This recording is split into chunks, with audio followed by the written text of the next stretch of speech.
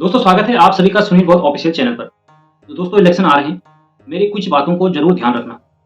दोस्तों 2014 से पहले बीफ एक्सपोर्ट में यानी कि गाय के मांस में हमारा भारत देश 5वें नंबर, 6ठे नंबर, 7वें नंबर में आता था। लेकिन बीजेपी के आने के बाद भारत आज 2024 तक बीफ एक्सपोर्ट में दूसरे नंबर पर आ गया। बीफ एक्सपोर्ट जो सबसे बड़ी कंपनी है उसने बीजेपी को 250 करोड़ का चंदा दिया है और वहीं शिवसेना को 5 करोड़ का चंदा दिया है। और दोस्तों दूसरी बात, हमारे उत्तराखंड में अंकिता भंडारी का जो केस चला उसमें सब कुछ क्लियर होने के बाद पुलकित आर्य को कोई सजा नहीं हुई और आज तक पुलिस उसके फोन को ट्रेस नहीं कर पाई और ना ही उसके खिलाफ कोई कार्रवाई हुई।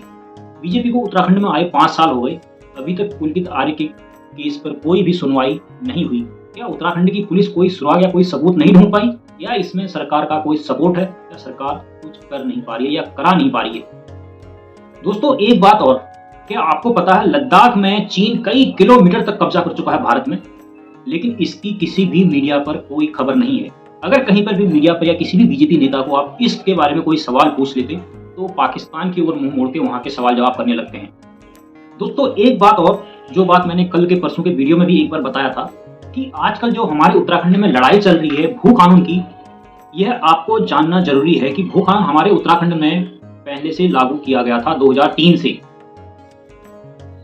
जब नारायण दत्त तिवारी जी उत्तराखंड के मुख्यमंत्री बने थे तो उस समय उनको यह बात स्पष्ट हो गई थी कि जब लोग उत्तराखंड में आकर नए नए बाहर से आकर लोग बसने लगे थे, जमीनों की खरीदारी करने लगे थे और कई लोग उत्तराखंड के ऐसे गरीब लोगों को बहला फुसला कर, उनको दारू पिलाकर, उनको किसी भी तरीके से सस्ते रेट पर जमीन खरीदी और बेची जा रही थी।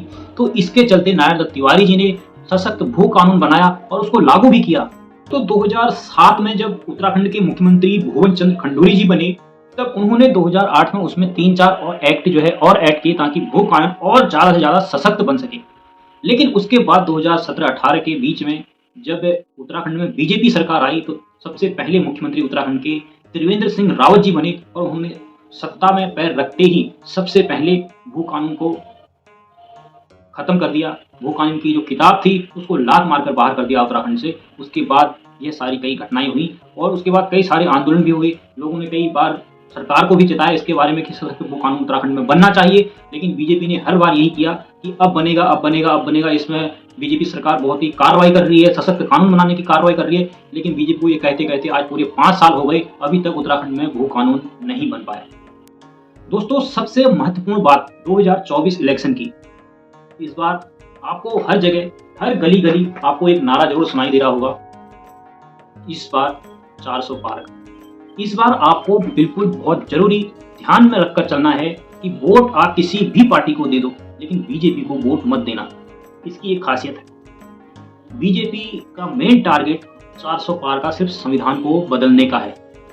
संविधान के आर्टिकल 368 में यह साफ लिखा गया है कि अगर 363 सीट तक अगर कोई भी पार्टी बहुमत से अगर जीतती है, अपनी संवैधानिक शक्तियों का इस्तेमाल करके किसी भी प्रावधान को संविधान में ऐड भी कर सकती है और उसको हटा भी सकती है और संविधान को निरस्त भी कर सकती है। 400 पार का जो नारा इस समय लग रहा है उसका मेन उद्देश्य संविधान को समाप्त करना है।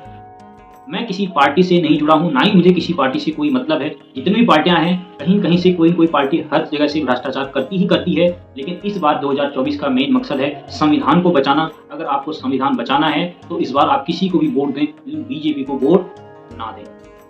जय हिंद।